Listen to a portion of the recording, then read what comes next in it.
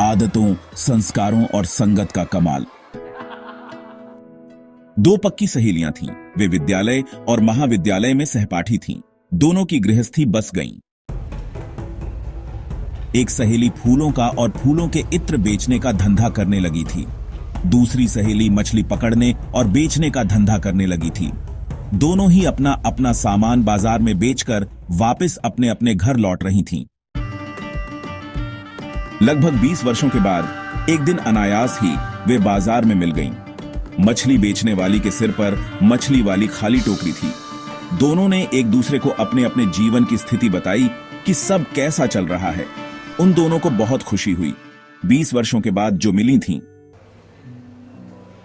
फूल और इत्र बेचने वाली सहेली ने अपनी सहेली से कहा कि यही नजदीक में ही मेरा घर है। आप 20 वर्षों के बाद मिली हो। अब आपको मेरे घर चलना है।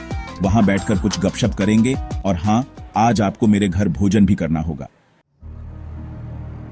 उसके आग्रह पर उसकी वह मछली बेचने वाली सहेली उसके घर चली गई। उसके घर में फूलों और फूलों के इत्र की खुशबू ही खुशबू फैली हुई थी। उसके घर जाकर वह मछली बेचने वाली सहेली बेहोश हो गई। वह फूलों के इत्र की खुशबू के साथ अपने मन का सामंजस्य नहीं बिठा पाई। फूलों के इत्र की खुशबू को वह सहन नहीं कर पाई। इत्र बेचने वाली सहेली ने खूब उपाय कर लिए जिससे वह होश में आ जाए। गली मोहल्ले में उसके बेहोश होने की खबर फैल गई। सबको पता चला गया। एक व्यक्ति, सयाना बुद्धिमान व्यक्ति ने उस इत्र बेचने वाली को सलाह दी कि इसकी मछली बेचने वाली टोकरी को इसके मुंह और नाक के पास रख दो। वैसा ही किया गया। उसकी टोकरी उसके नाक के ऊपर रख दी गई। कुछ ही मिनट के बाद वह होश में आ गई। यह है आदत और संस्कारों की बात। इसके विपरीत भी उतना ही सच है।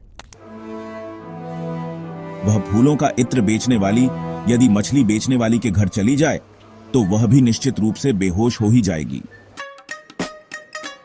इसका भावार्थ यह हुआ कि पक्के संस्कारों और आदतों को अनेक प्रयास करने के बाद भी बदला नहीं जा सकता है।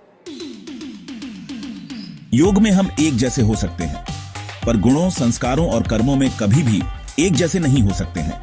इसलिए योग को सार्वभौमिक रूप से स्वीकार किया गया है। बाकी विचारों और अवधारणाओं को सार्वभौमिक रूप से स्वीकार नहीं किया गया है। याद रहे कि संस्कारों और संगत में मेल बिठाने की बात कलयुग में बिल्कुल भी संभव नहीं है।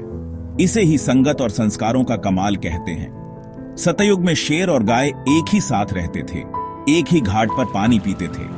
इसका अर्थ भी अलग है। वह वहां की प्राकृतिक, भौगोलिक और मानसिक परिस्थितियां भी अलग होती हैं। वैसी प्राकृतिक और मानसिक परिस्थितियां अधिक से अधिक 1500 वर्षों तक ही रहती हैं। उसके बाद सभी आत्माओं के संस्कार का जटिल जाल बन जाता है। मनोविज्ञान बहुत जटिल तरह से काम करने लगता है। तब आपस में परस्पर भिन्न भिन्न संस्कारों की संगत में सामंजस्य बिठाना संभव नहीं है।